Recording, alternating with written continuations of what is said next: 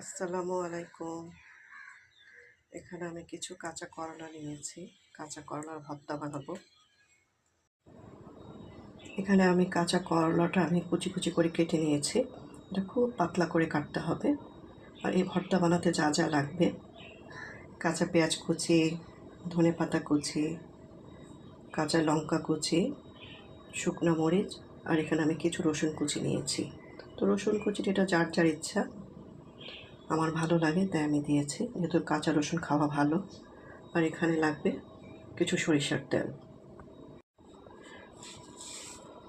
সব আমি একসাথে মেখে নেব।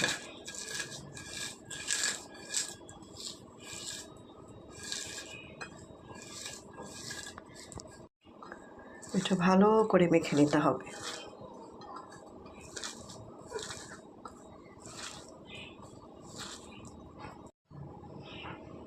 তেলটা ঢেলে দেব।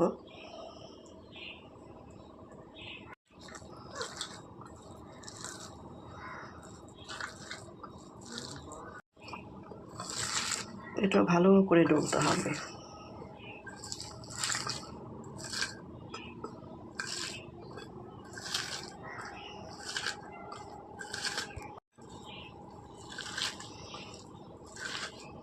আর একটু তেল লাগবে, তেলটা কম হয়েছে। আমি ঝাল কম দিয়েছি, যেহেতু ঝালটা একটু বেশি হয়ে যায় আমার জন্য। আর একটু সরিষার তেল লাগবে। এখানে আর একটু সরিষার তেল দিলাম, তেলটা কম হয়েছে।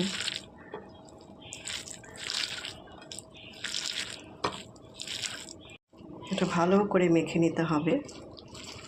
আর কাঁচা পেঁয়াজ একটু বেশি দিলে বেশি ভালো লাগে। আমি একটু পেঁয়াজটা বেশি দিয়েছি। হয়ে গেছে আমার ভর্তা। এটা আমার আব্বা খুব পছন্দ করতেন খেতে। হয়ে গেছে আমার ভর্তাটা।